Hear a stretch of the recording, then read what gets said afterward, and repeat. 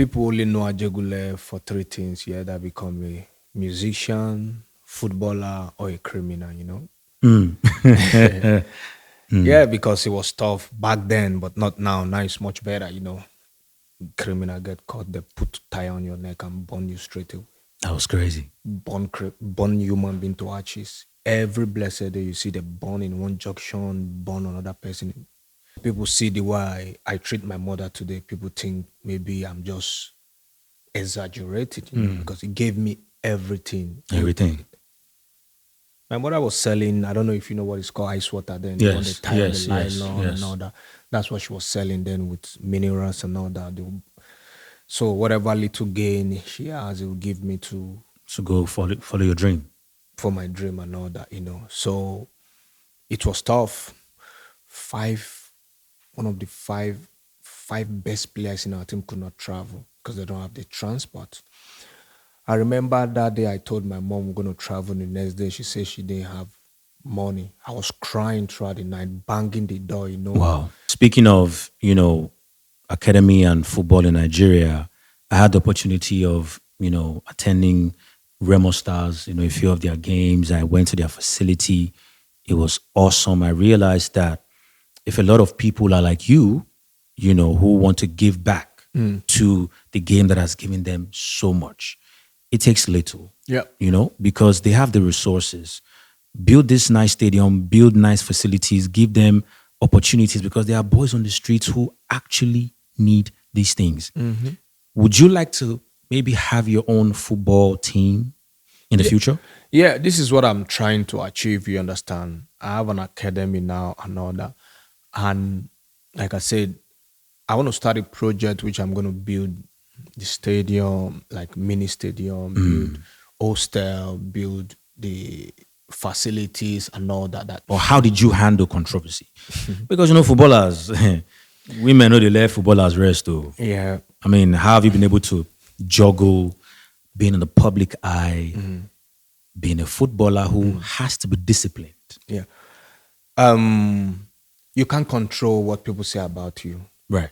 If you go out now speak about what you have experienced with me, then I'll know, okay, you're saying the truth because you have experienced it with me. Right. But not people that are on social media that don't know you Exactly. for who you are. When something come out, they judge you for it. Welcome back to Echooroom, where conversations echo beyond the surface. Today, I have a wonderful guest on the show. We dive into the mindset, the grit, the grind, the values, the faith of one of Nigeria's most accomplished and decorated footballers. From Ajegunle to the bright lights of Manchester United, my brother, my friend, my mentor, ODION IGHALO. Baba, how far? Hi there, brother. You good? Good to see you, brother. So, it's going to be a calm conversation, and I want you to just be as, candid as possible. So tell us, how was it like, from Ajegunle? How was it? If I start talking from Ajegule, that means we're going to be here for like 5 hours. Because there's a lot to talk about. It was a tough beginning, and looking back at all today, it's just amazing. I give thanks to God. I was born and brought up in Ajegule, in a ghetto, where people only know Ajegule for three things, yeah, that become a musician, footballer, or a criminal. Yeah, because it was tough back then, but not now. Now it's much better, because we play football in the street, from there to the field. You see every day that's when they do jungle justice then. Criminal get caught, they put tie on your neck and burn you straight away. That was crazy. Burn human being to ashes. Every blessed day you see the burn in one junction, burn another person. So you either focus on football, being a musician, or you find something doing it. Or you do Yahoo. Then Yahoo was not that big like now. Now people people hit so much now, but then Yahoo was not a. I didn't hear too much about Yahoo, but when you say criminals, people go house to house to rob. Sometimes they'll come in your street like this. They will enter house to house and rob people. So it was not a great beginning. It was very tough, and started playing football when I was young in the street then. From there, playing from primary school, secondary school team. Then I finished secondary school, started training with one grassroots team called Olodi Warriors, Olori Warriors. Yeah, in back in Ajeglia, then you pay for everything, for the water you drink after training, you pay for training dues, you buy your football shoes yourself, you pay for your transport yourself. Basically, you do everything yourself. By yourself. Yeah. And imagine if you don't have somebody that supports you, who is going to give you, buy water for you, who's going to pay your transport, who is going to buy football shoes for you, who is going to buy water for you to drink. Yeah. That's why some people see the way I treat my mother today. People think maybe I'm just exaggerating, because it gave me everything. Everything. My mother was selling, I don't know if you know what it's called, ice water then. Yes, On the tie yes, the nylon yes. and all that. That's what she was selling then with minerals and all that. So whatever little gain she has, it will give me to go follow your dream. For my dream and all that, So it was tough. I remember when I was being picked, we were supposed to travel to Abeokuta for a friendly game to play Julius Berger then. Coach Fatal Mao was the coach of Julius Berger. He invited Olodi Warriors, to come and play friendly game with them, One of the five best players in our team could not travel because they don't have the transport. I remember that day I told my mom we're going to travel. The next day she said she didn't have money. I was crying throughout the night, banging the door, Wow. I did not allow my mom to sleep, So he gave me the transport. I had to travel with the team to Abeokuta. How much was it then? I think it's 2,000 naira or 3,000 naira. And in that game, the friendly game against Julius Berger, that's when I was being picked. Wow. To stay there and to train with Julius Berger. Then I start training with them. Then they register me, sign me in the junior team. From the junior team, I progress.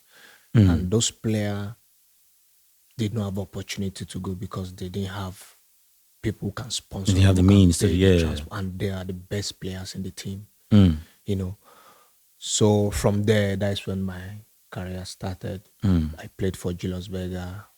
So that was your first club?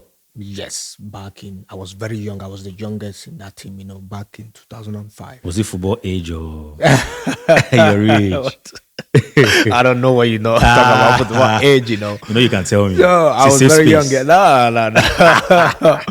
Look, don't I look young like this? Of course. I'm 36, so... No, but I mean, you look 25. So... You should be in Super Eagles right now. Yeah, I know, right? So that's how it all started, So that's why I appreciate my mom too. After God in my life today. Yeah, mothers are everything. Not just because what she did for me. She gave birth to me. She carried me for 9 months. If that alone, we know so many people that got rid of pregnancy or they gave birth to the child. They just throw them away and all that. So she didn't do that. You're a child of destiny. So apart from that, she still suffered for me in the beginning. So that's why anything I do for her today is nothing because I can't pay her for what. Because all this you've seen today, if she didn't sacrifice those moments, a sleepless night, all her gains in what pure water she was selling and all that, and buying football shoes for me. Sometimes she would lap me on her leg, we'll travel from Ajegule there to Katangoa. Sometimes we go to Badagry. Sometimes we go to Aswano, go and look for certain cheap football boots and jersey to buy. To support your dream. To support my dream, because then she knows I love football. Sometimes I'll go to school, I'll come back, I'll just throw my bag and my uniform away.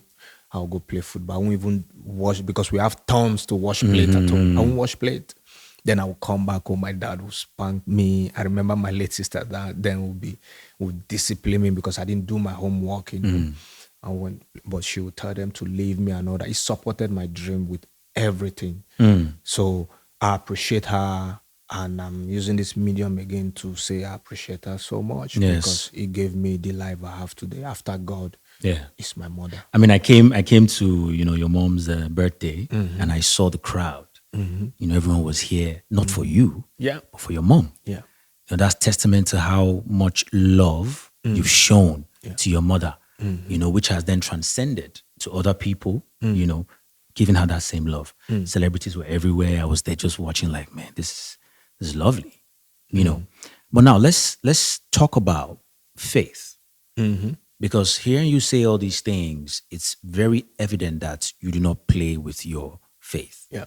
God plays a major role in where you are today. So have you had any sort of issues? Because I mean, you play in Saudi Arabia right now. Have you had issues with people saying, "No, you're a Jesus boy, why are you following Jesus?" Like, what's that like? My mom is Muslim.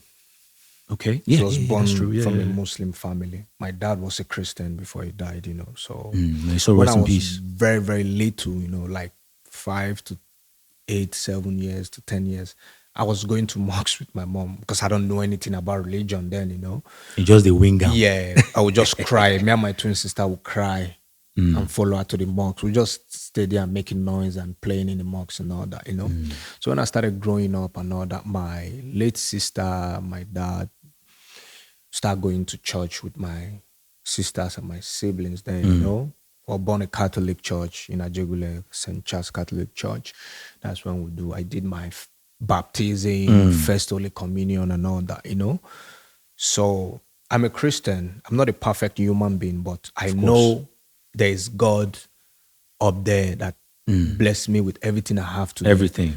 That took me from where I was before to put me where I am so today. So I don't joke with my faith. I don't care what you call me. I don't care the noise outside. After everything, God comes first. I put God first in everything I do.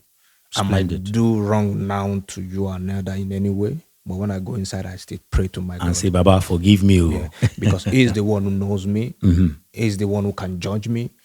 Before I was formed in my mother's womb, He already know me. He knew me. He know what I'm going to become and all that. So it's only Him that can judge me. It's only Him that knows where my path is taking me to and all that. Nobody knows. So I don't joke with my faith. People will call me Christian boy, call me a Jesus lover, call me Jesus boy and all that. But at the end, God is still God in my life. That's why I said after God in my life, because I put Him first, is my mother. So, and I don't joke with my faith. I don't joke with it. I don't care what anybody says. I know God is still with me because for me to attain this success today, it's not because I'm better than many. Like I told you, there were many footballers back in Ajugule. Even till now, they're 10 times better than me. When we were growing up, before we went to Abeokuta, like I said, like 5 best players in our team did not go to the trip. They are better than me. But look where I am so today. If you go to Ajugule now and you want to mention footballers, I'm not trying to brag here and all that. You won't mention anybody there that said, oh, this is head of Igalo and all that, So I thank God it's God that gave me that opportunity, opportunity and all. So I don't joke with it. So I always return the glory back to God. I don't take God's glory. So my faith is my faith. My other life is my other life. And every other thing comes after God for me. Awesome. Now let's take it back to football. You don't play for some major clubs. I'm not going to go to that major club yet. However, a few of the clubs you've played for, Granada, Watford, Changchun Yatai, Shanghai Shenhua, Al Shabab, Al Hilal. Hey, Igalo, you've played almost everywhere. You don't make money. I mean, God has been good. Now, you're one of the players with the most, appearances for Nigeria.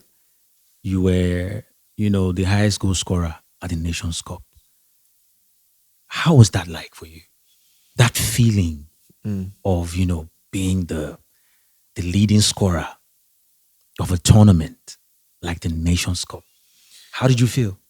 Yeah, it was great. Don't forget hard work and dedication, and I put my soul into anything I do. If you search now in this modern football, nobody play up to this level. Still playing. Yeah, 36, and I'm still playing, and hopefully I'm still gonna play 1 more 2 years more if God wants it before I hang up my boot. It was not easy in the beginning, but I always stay grounded, stay disciplined, work hard, because I always tell people there's no shortcut to success. Right. The the only way to success is work hard. Even though you have God, you have to work hard there, because there's nothing that will be given to you in a platter of gold. You have to work hard for it.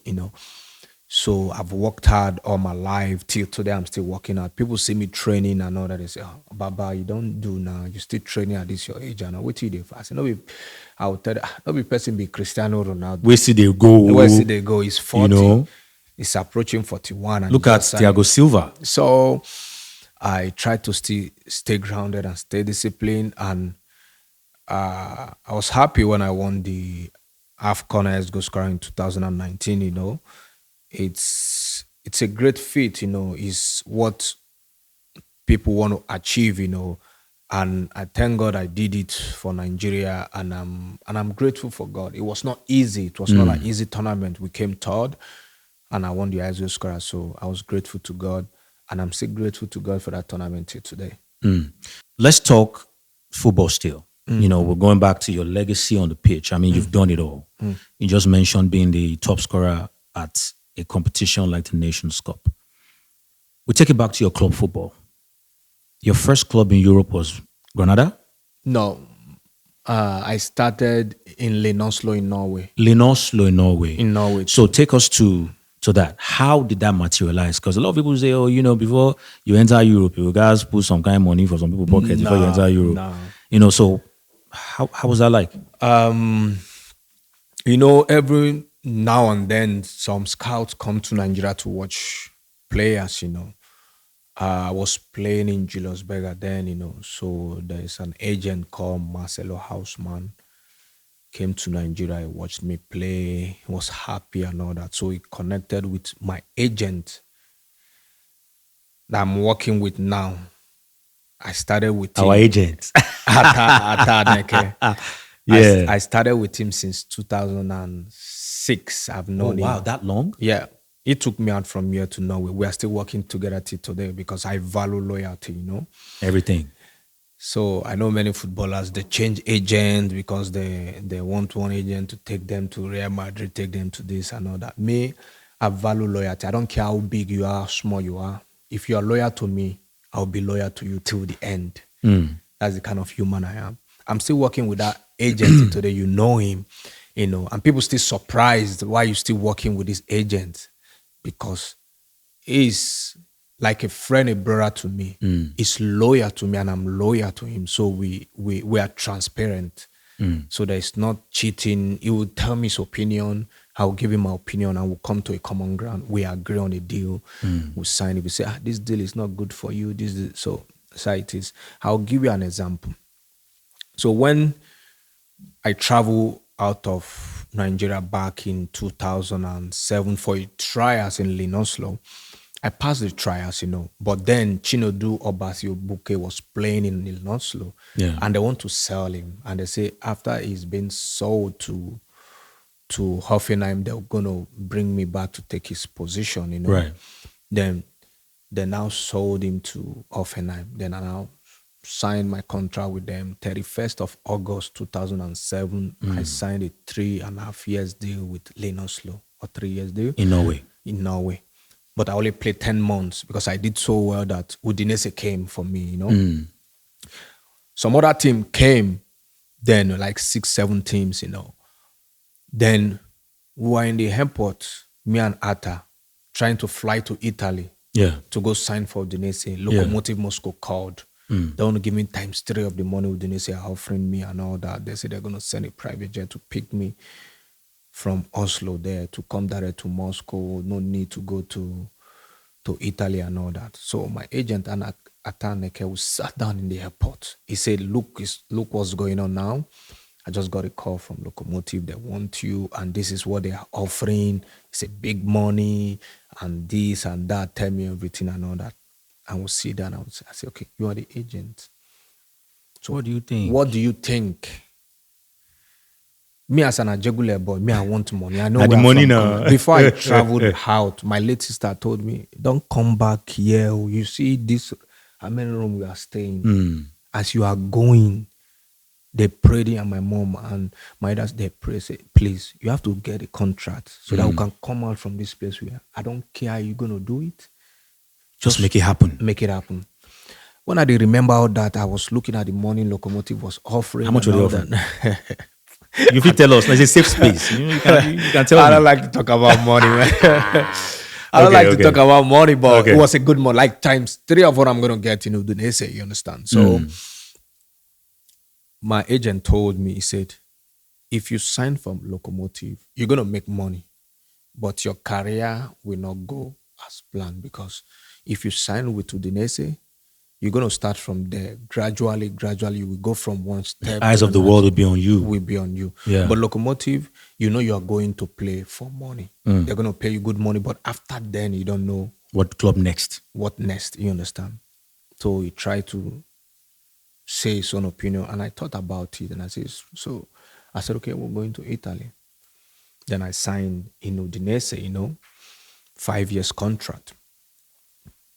Then first year was very tough because they have player like Alexis Sanchez in striking role, Di Natale, Simone Pepe, Fabio Quagliarella, Flolo Flores, like back in 2008, big players. So I didn't play much, Then I had to go to loan in Spain, in Granada, Then from there, gain promotion to the La Liga. Then I played almost 4.5 years, 5 years in Spain. Then from there, You got to move. From there, I went to Watford. Let's talk about Watford. People don't even understand how monumental that move was for the Premier League. You do those guys strong team for England, and there's that move you always do called the Iggy Chop. Yeah, Iggy Chop. Iggy Chop. Anywhere I do it, you will enter. You will go corner flag. Go anywhere. Once you don't run them like that, the Iggy Chop. When I go there, if I carry the leg up, you must throw your leg now. You must collect. You go collect. So speaking of Watford, you had a wonderful time there. There was that striker Troy Deeney. You had that partnership with him. Yeah. And people were thinking he was going to bench you at the time. And you were like, I'm a Niger boy. I know where they come from. Ajegule. I'm here to do what I do. Tell us how that was like. Moving to a new country, the weather.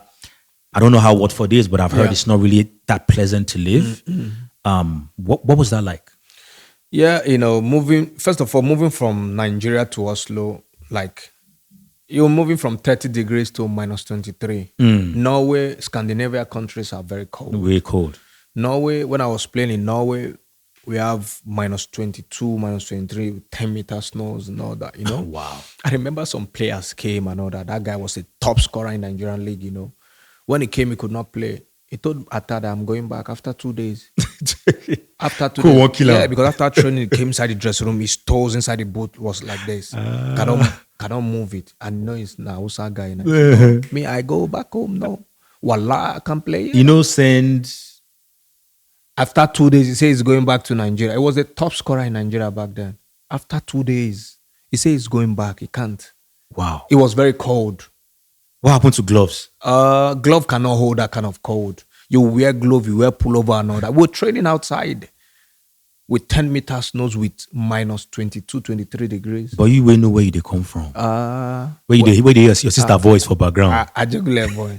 No, we die here. So we die. I said no. So I did everything I could and get my transfer away from there, So then from there, I have experience in Italy, then Spain. Then when I have the opportunity to go to Watford was a championship, but people did not know that because the president told me that with you and Troy Deeney, the year before I came, they did so well, but they almost gained promotion. They missed the promotion. He said, but I believe if you join this team with you and Troy Deeney, goals can take us to Premier League. So I joined Watford. That year I scored 20 or 21 goals. Deeney scored 21 or 22. We are like twin striker. Yeah, we destroy the championship then because he's very big. Yeah, he's burly striker. He's a bully. He will go up and bully them, flick the ball. Me, I'm very fast and technical, so I will run behind, and so we scored goals and we gained promotion to the Premier League. Then, okay, go ahead. Then when we gained promotion to the Premier League, my dream was to play in Premier League. When I was in Ajegule, I used to pay money to go and watch Man United play on TV. And we gained promotion to the Premier League, and China people come with one money then. It was one of the toughest decisions I have to make in my life. But I did not go. I turned it down. The first time? The first time. Because my dream was to play in Premier League.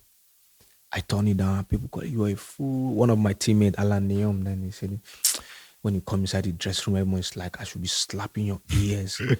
I use this kind of money and you say you're not going and all that, I said, my dream was to play in Premier League. But I now play one season in Premier League. And I did so well. Scored 16 goals in Premier League. Did so fantastic well. And the same China come again with more money. More money. So now, before I ask you about going to China and coming back to Man United, you've spoken quite a few times about money, legacy in football and all that. Do you think players should chase money over legacy, titles, trophies? What do you think?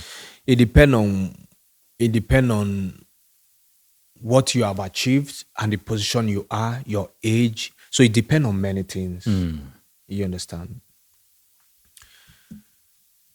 I was 27 when I went to China. Then I fulfilled my dream in playing in Premier League. Your personal dream? My personal dream. When I was going back in Ajegule, I didn't know I would even get to the level I was. Mine is just to go out and make $1,000, $2,000 to take care of change my family. Make your family proud. Proud. And a dream to play in Premier League because I watched Premier League. That is the most watched league then, even till now. Yes. Back then. Yes. We'll sit down on a viewing center like this. We'll see lapping each other and watching the Premier League. So that was my dream. Then I've achieved that dream, So when the offer came again, right, I said, this is an opportunity to make money. And I decided and I grabbed it. Because why? The club already accepted the offer without me knowing. Yeah. Because it's a good money for them. For them also. 27 years old, back then in 2017, they accept £20 million for me. Because no team... I'm sorry, £20 million. Yes, that's what Watford sold me to Changchun Yatai back in 2000. Does that come with a sign-on bonus? Does that come with a sign-on bonus? No. All inclusive? That is the club-to-club transfer. Okay. That is the money they pay to Watford. Excluding your own pay packet? Mine, we already... After they agreed that, before they started talking to me about personal terms and all that, which we agreed, but was a very good money. Igalo, tell us. You can tell me, don't tell them. How much did they offer you? Because there are rumors. There are rumors that you were offered, I think, about 300, 320. You already hear the rumors. Hey! Osano Bois. So, I signed a 5 years contract. And this was Changchun Yatai? Yeah, Changchun. 4 years contract, I think, in Changchun Yatai. So, I played 2 years there. Then from there, even went to Shanghai again. Shanghai, yeah. Yeah, with even more because I did so well. More money. I scored 36 goals in 50 games for those 2 years. 50 something games, no 53 or 54 games. I scored 36 goals.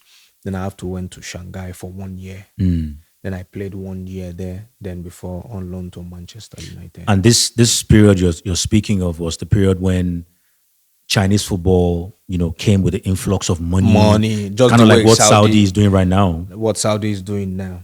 So you got that call from Man United. Everyone knows you're a boyhood Man United supporter. United for life. Your dream club, even the guys are in the gutter right now.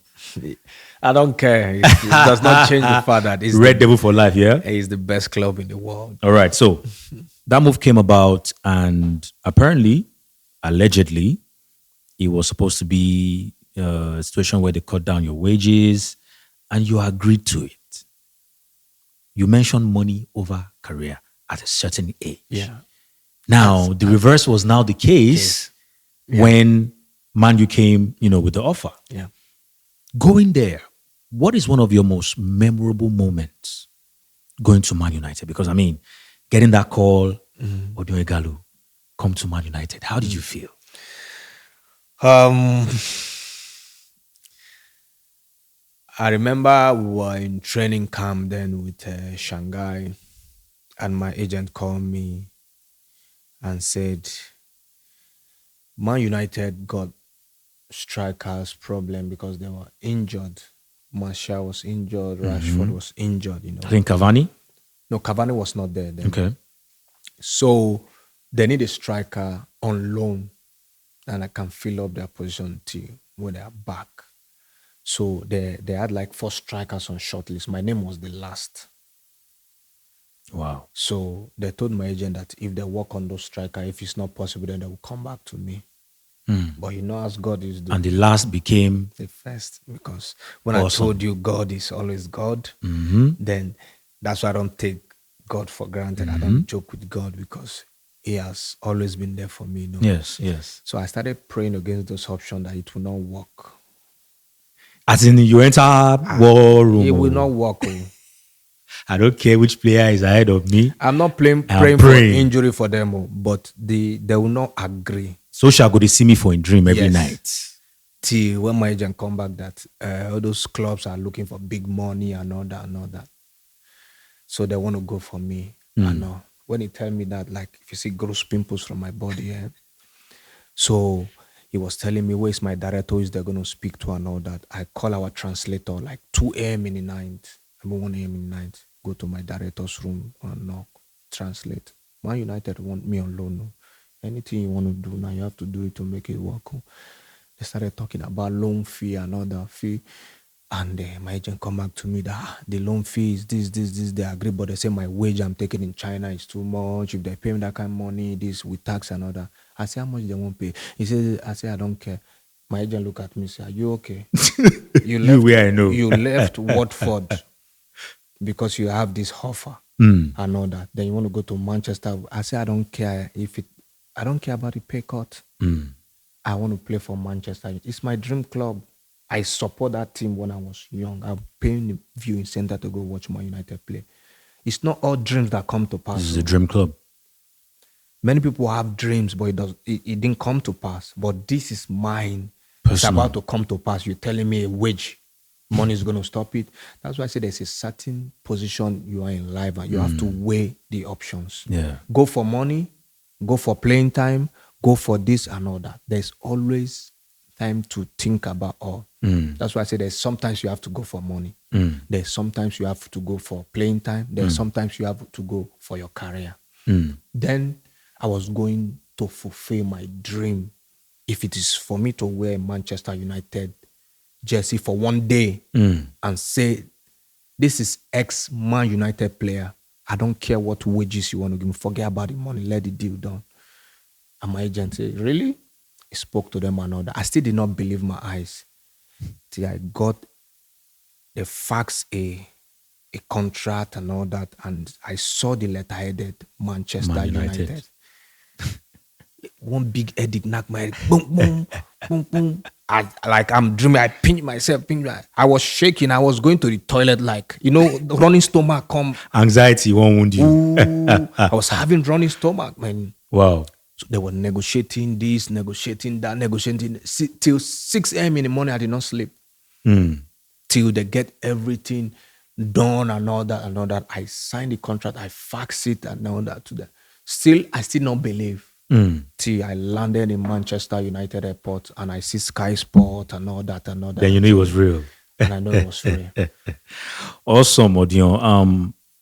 I mean, everything you said is testament to the fact that you came from nothing, became something, and at the same time, you were ready to compromise for your dreams, which maybe some of them were not accomplished yet. Yeah. You were ready to do that. Now, we move on to, your move to the Saudi League. That was a wonderful time. Was that still based on money or another dream you wanted to fulfill?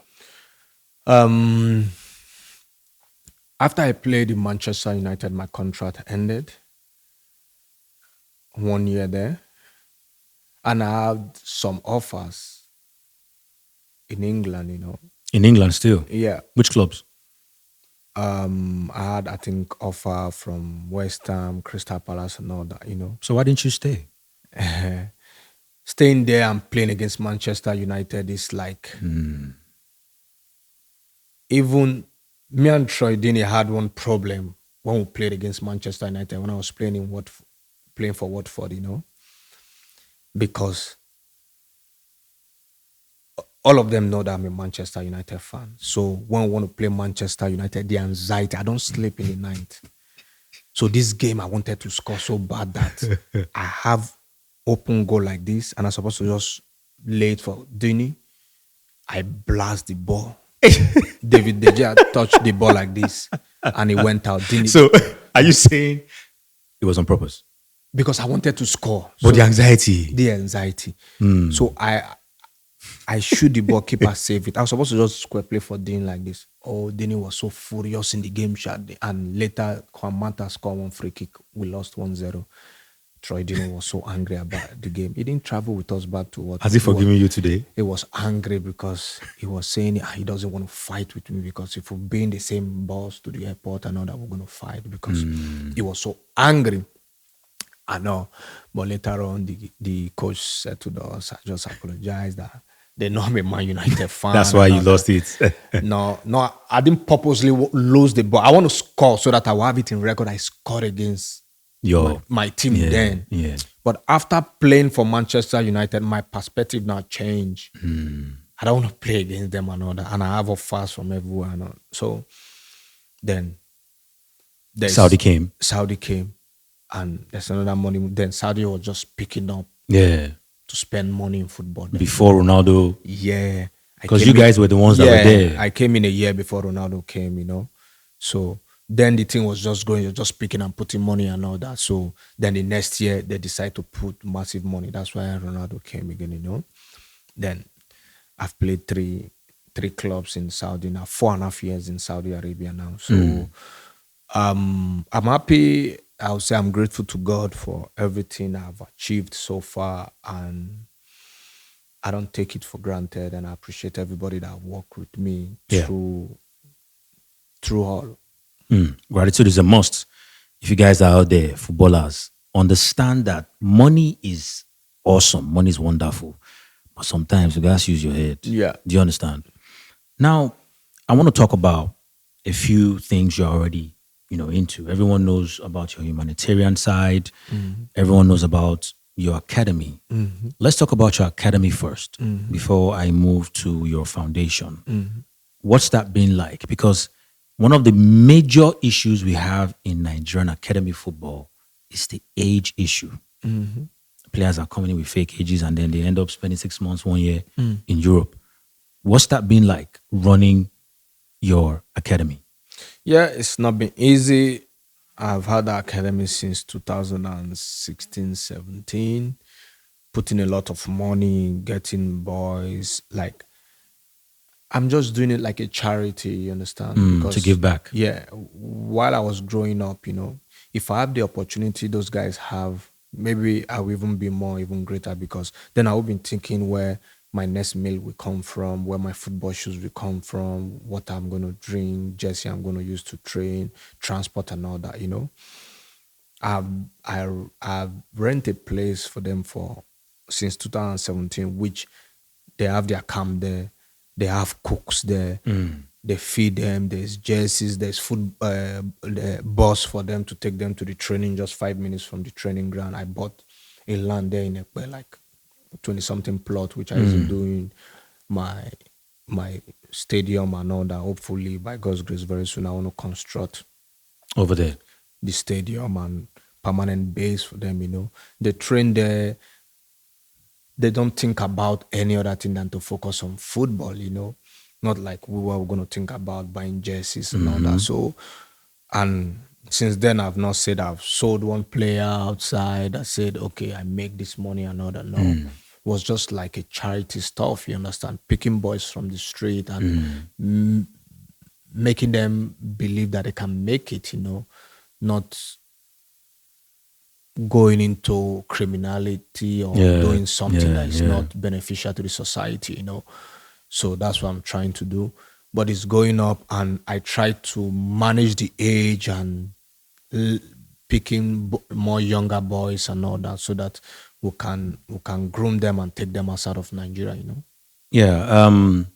Speaking of, academy and football in Nigeria, I had the opportunity of, attending Remo Stars, a few of their games. I went to their facility. It was awesome. I realized that if a lot of people are like you, who want to give back to the game that has given them so much, it takes little, Yeah.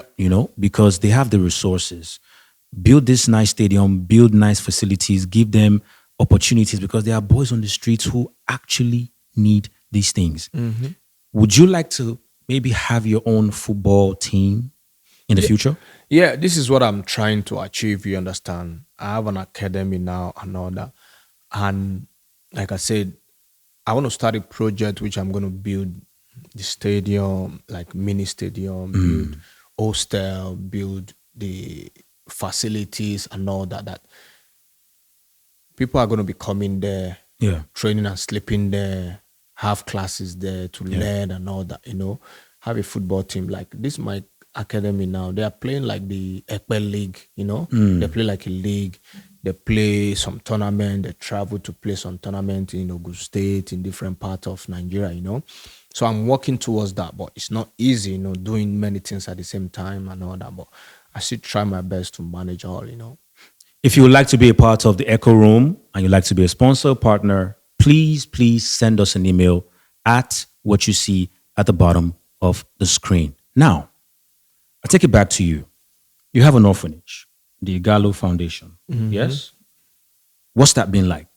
Because I know a lot of people might say people use, all these things to launder money.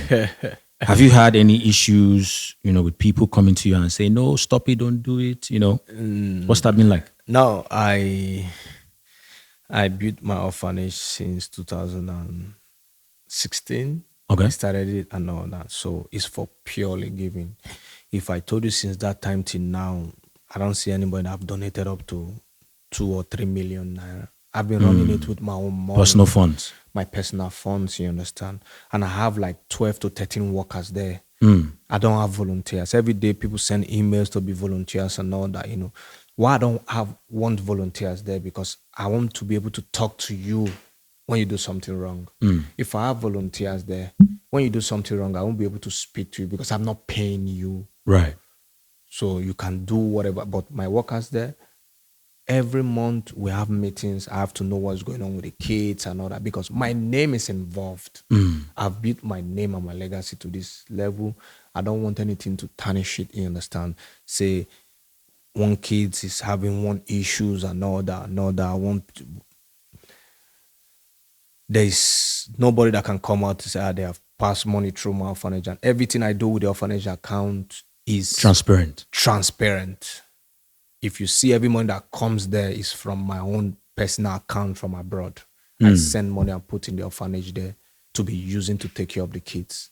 So I've not seen money, say one money come from this part and even the money comes and all that. They ask, I'll tell you how we do it. We pay the workers, we pay the kids go to private school, we do everything for them. The kids are growing, they're healthy and all that, Right. So it's a project God put in my hand and all that. And it's a blessing to me to be giving back and to put smile in those kids' face. Some of them, they pick them from the road. Some of them are sexually abused. Some of them, their mother gave birth to them. They can't take care of them. They put them on the street. And we are collaborating with the government. Right. The government gave us kids to take care. And they come there to check every time what's going on and all. So I don't joke with that because my name is involved.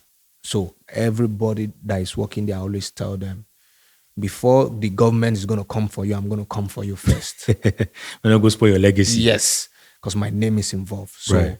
you have to act right here. If you don't want to work, we shake hands, bye. But if you want to work here, Let's do it. you have to be 100% transparent and work and take care of the kids like you're taking care of yours. Because I pay you for that.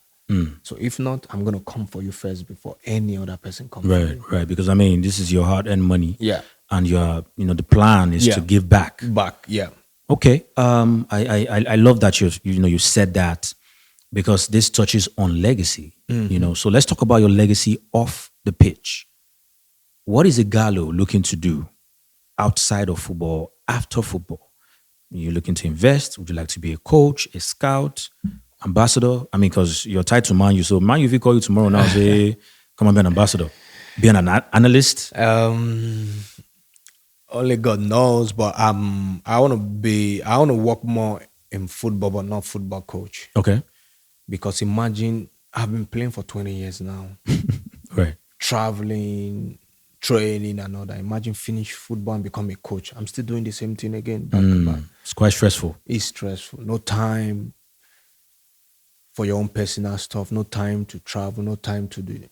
But if I do like a football agent or scout, it will give me time to rest. Most of the agents, they work every 6 months when there's transfer and all that. That's when they're most That's the busy. busiest period. Yeah.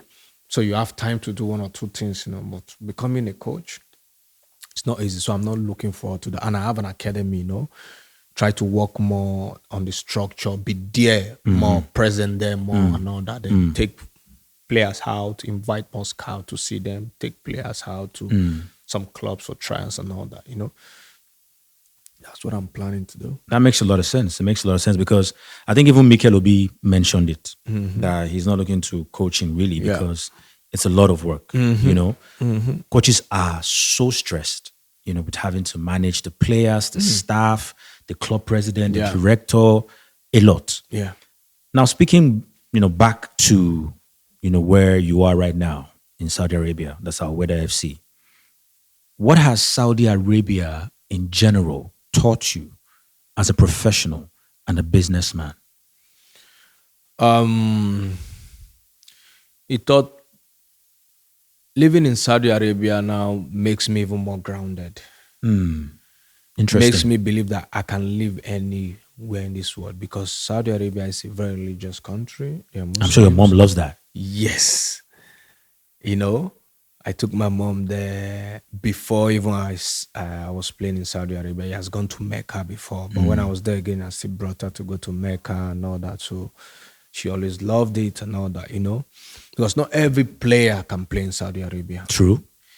So many restrictions. Yes. If you're not disciplined, if you're not grounded, no, because there's no nightlife, no nightclub, there's no alcohol, there's no party you're gonna see women and all that. Most of the women cover their face. Like it's a conservative Yeah, country, very conservative, yes. So that's the religion. And 101% I respect them, My mom is a Muslim. Right. He covers her hair and all that, So I believe it's their culture and you have to respect them. So I've never had no issues there 4.5 years now, and I love it. I love living there because it keeps me more grounded. What I do is training, back home, watch TV, that's the training. So it keeps me more grounded, makes you not live this extravagant life. You have to go out, this party and spend money and all that, it keeps you more focused. What you do, you focus more on football, go home and chill and all that. So I need to, enjoy it. I need to come over, make I come follow you train small. No I know say I drink- feel no no- lasts for like. No alcohol there. No I don't drink, I don't smoke. Okay. I'm saying this. Well, we'll talk about that one later.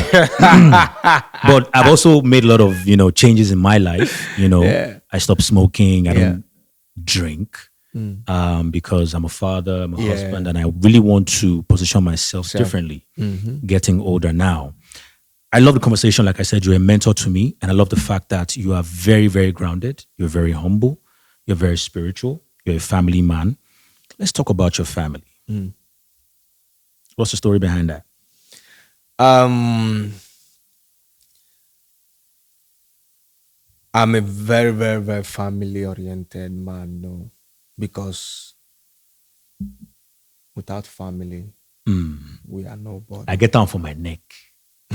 Family.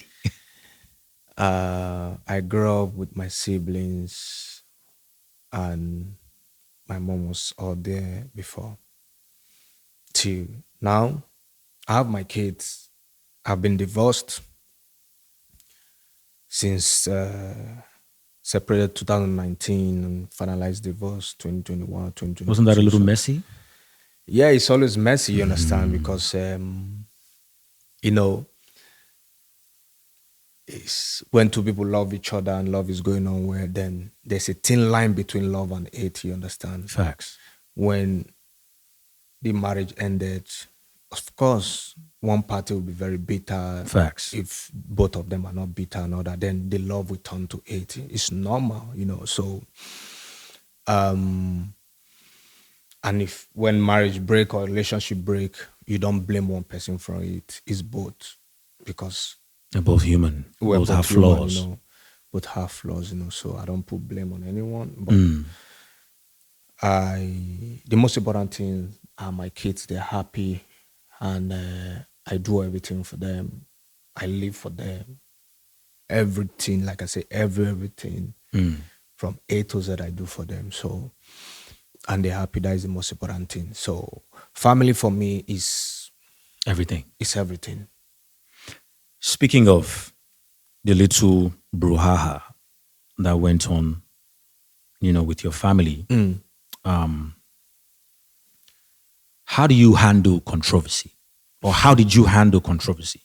Because, footballers, women know they let footballers rest, though. Yeah. I mean, how have you been able to juggle being in the public eye, being a footballer who has to be disciplined?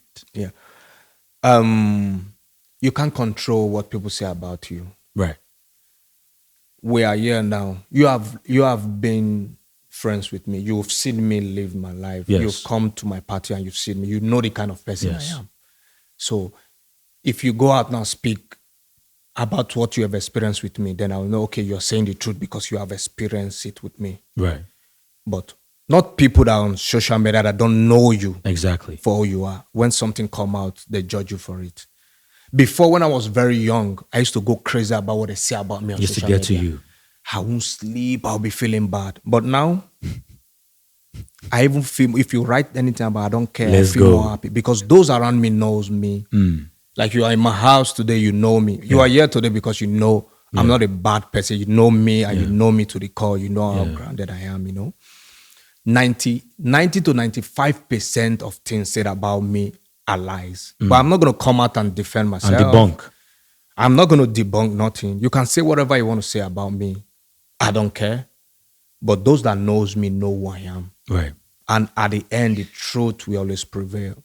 You understand? Yes. So I know many controversies say this, say that, say that, say that. But still, you can't bring one proof about it and this is what happened, this is this, this is that, this is that. But people are always going to talk. It does not, like I said, it does not get to me at all. Right. Before it used to get to me, like I'll be thinking, sleeping, go to the social and read comment and all that. Now, I'll be laughing and smiling because I don't care. Those people that are saying shit, they can't even feed themselves 3 times a day. They can't even eat. Most of them, I see some people that even comment against, they'll still come in my inbox and beg for money to eat. So you're talking about me, but you can't even feed yourself. Focus on that one first. Focus on that. not me. I'm not your problem. So even though I am what you say I am human being. Are you gonna Right, kill me for right, that? right, Who is perfect? right. Only God is perfect. No one is perfect. We're human beings. We are full of flaws. If God should judge us with our flaws, then nobody will live on earth. So, but like I said, I want to tell you today now, 95% of things said about me are lies. Of course. But I'm not going to come out to defend one. Not in my divorce, not in my personal life, not in anything.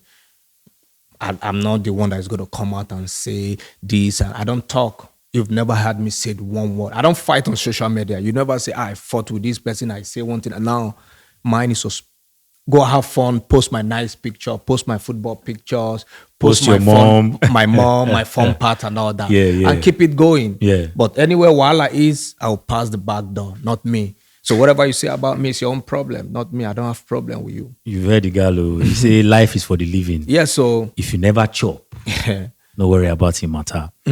Once again, guys, if you'd love to be a part of this wonderful show, link up on Echooroom.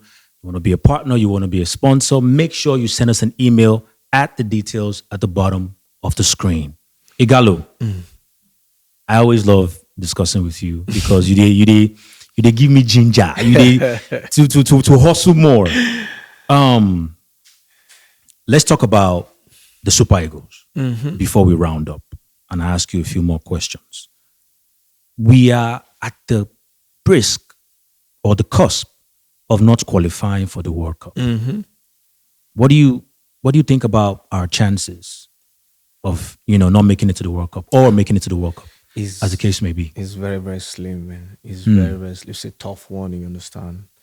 The problem in Nigeria has been for a long time the preparation, We always get serious when it becomes tough.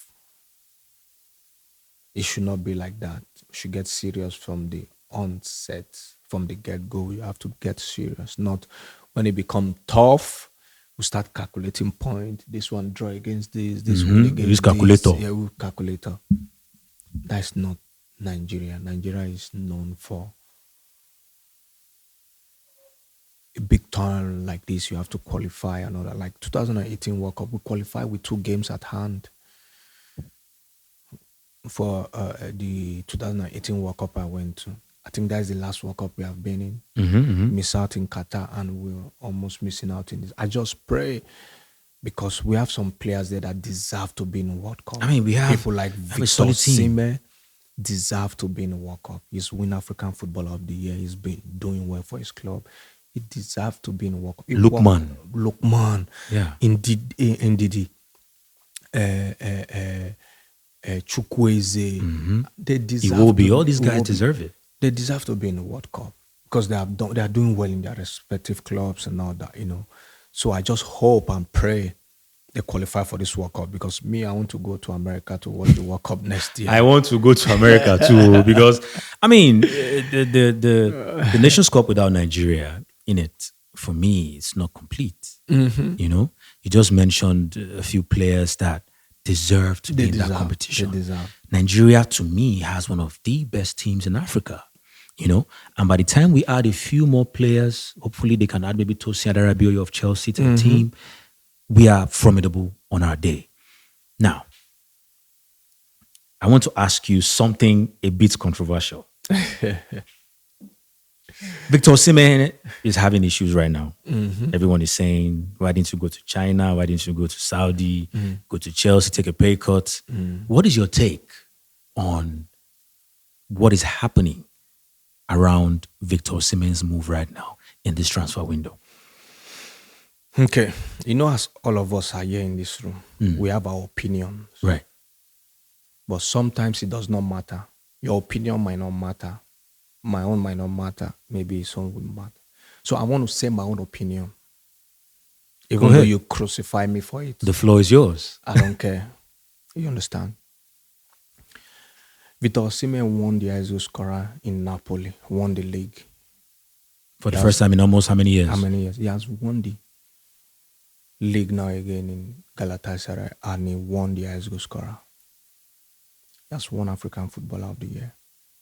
My advice to him, is to go to Saudi Arabia and play 2 years and make money and come back to Europe. You heard it here first. I went to China to play 3 years. And I came back to Europe to play for Manchester United. Then even Hull was against me. I was 30 years old coming to play for Manchester United. Victor Osimhen is 26 years old. After 2 years, he's going to be 28. He will still play in Europe for even more 5 years if he wants. Remember, we are from Africa. We are from Africa. Cristiano Ronaldo and Messi and all those top footballers in Europe, they eat their money alone with their wife and their children. If they don't give to their brother, there's no problem. Their brother take it as normal. Here in Africa, your money is our money. As I am now, my money is not my money. It's our. My other brother can walk in here now and say, that was crazy. Your money is our money in Africa. It's not yours. So when you have money in Africa, it's family money, friends and everybody. I carry siblings, friends, relative, village, everything, because it's our in Africa. As Cristiano Ronaldo has money, so him and his girlfriend and his children. If he decides to do for his brother, fine. If he does not do anything, they don't take it personally. They don't go and do juju to him or like Pogba. They won't do juju to him because they take it as normal because it's money. Everybody have to work. But in Africa, if you have money, nobody want to work against our money. That's why I'm telling you that, using that as an example. Right. Because that money, if you go there and take it, it will solve a generational where that will solve so many issues for. I will come back to Europe and play again. And remember, Osimhen had injury that almost took his high sight. Yeah. God forbid bad thing. So that I go. That thing happen. He won't be able to play again. Then the money he made down for that, how many years he has played. He has to start using it to not just use it to start living. Yeah. And the same people that told him not to go take money, the same people were asking, what did you do with your money? We are footballers. Injury can happen anytime, any day, and you stop you from playing. It's what 100. You have, you will fall back to. 100. This is not his portion, but I'm just giving an advice.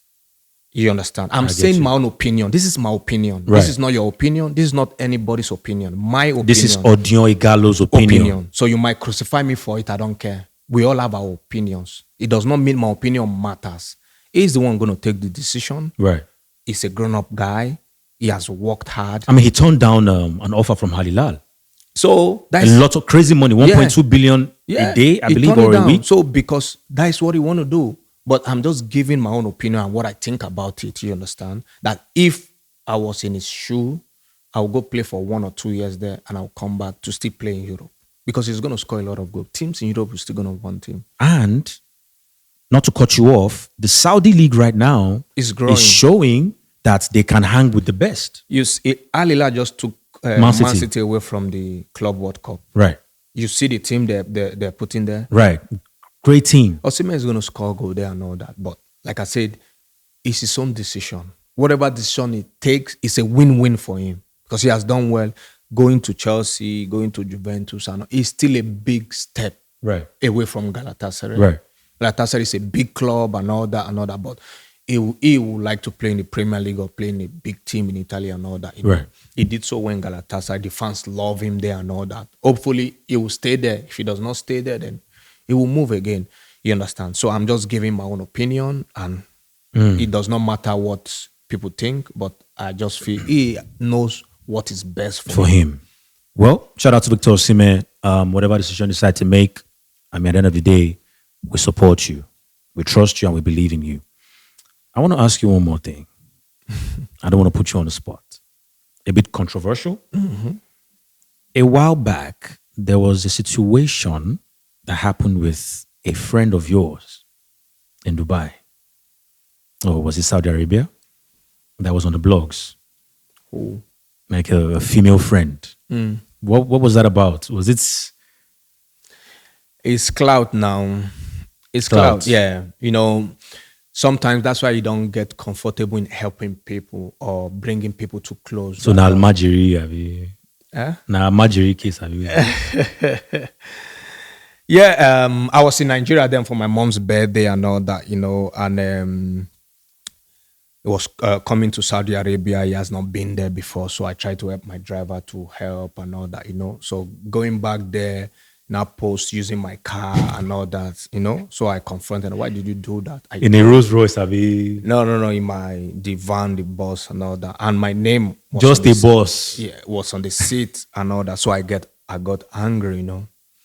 So we started ranting and but till today she's apologizing, sending me message with different page, apologizing for all that because you create a different narrative. And now you're apologizing. You already try to tarnish my name and saying like What's not? what not. Then now you're apologizing. Why didn't you do what is right before? You understand? So that's why sometimes you don't get comfortable with people you don't know or you don't know their heart, you don't know what they can do. Like you come into my house and all that. I've met your wife. Yes. I've sat down with you, we have ate together and all that. So I kind of know what you can do. You kind of know what I can do. So those kind of person is okay. But people you have not met before, have not met you before, we don't even have any conversation or saying, I want to do this with you, I want to do that with you. We've not even chat sexually and all that. Right. So why are you trying to form a narrative that was not? So it got me angry. You understand? So I had a little bit out of character, but because I was very hot, you trying to like make me see reason why you did that. Right. Which is, It's childish, you understand? So that's why I did. But that's all gone, and we look forward because we are human beings. We do mistakes every day. We keep trusting people we don't need to trust and all that. Because me, I'm a very free person. You see my house, now anybody can come in. And Right. anybody I say, okay, come, I'll give jerseys, give this and all that. So, and some people take it for granted. Some people disrespect it. So sometimes if I want to be uptight and I look myself, say, what is in this life that we are getting so at the Uptight. end, uptight? All of us are going to die one day. We're going to live all this. So life is for the living. It's for the, so that's why sometimes I don't take things too much in my heart. I just be free to people. But some people abuse it. They take me for granted. So it makes me close opportunity for other people. Awesome. Don't forget, guys, this is Link Up on Echooroom, where conversations echo beyond the surface. Igalo. Now, before we go, I want to move on to a segment called Quick Fire Questions, right? All I need from you is one answer. I don't want you to be, don't give me government answer or governor answer. Ronaldo or Messi? Ronaldo. Saudi or MLS? Saudi. Who's the hardest defender you've ever faced? Sergio Ramos. Hey, it's actually a good one. If not football, what would you be doing? Only God knows. What advice would you give an 18-year-old Igalo that you would love for other footballers who would love to be in your shoes for where you are today? What would that be? First, put God in everything you do. 1, Work hard because there's no shortcut to success. 2, Stay humble. 3, Stay disciplined. 4, Stay grounded. 5. You didn't add family. Of course, family is, after God is family.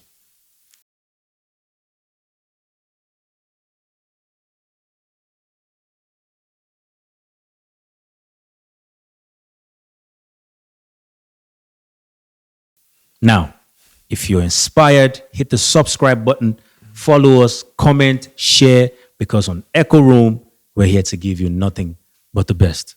My brother, it's been a pleasure. Thank you. I love coming here to discuss with you, sharing, the knowledge that you have to offer. I'll come with the wife, let's have dinner, let's discuss, let's talk. No problem. And let's see what we can do from there. No problem. I'm Thank you looking so forward to much. See you and Madam. No problem. Thank you so much. Thank you. All right, guys, I hope you've been inspired by today's episode with Nigeria's true legend, ODION IGHALO. I hope you've been inspired, like I rightly said. Make sure you follow, subscribe, share, and just keep doing what you do. All right? This has been the Link Up on Echooroom with your host, Teddy A. Igalo. Thank you. Thank you so much. Thank you very much. I I'll appreciate be back with the wife. No Maybe I'll come problem. with the kids. That's Let's good. hang out, have a great time, walk out, do what we do. Thank That you so would be much, my good. brother. That would be good. Thank you so much. Thanks to you. Thank All right, you very much. guys. Peace. Hi guys, this is ODION IGHALO. This is Link Up on Echooroom with Teddy A. Like, share, and subscribe.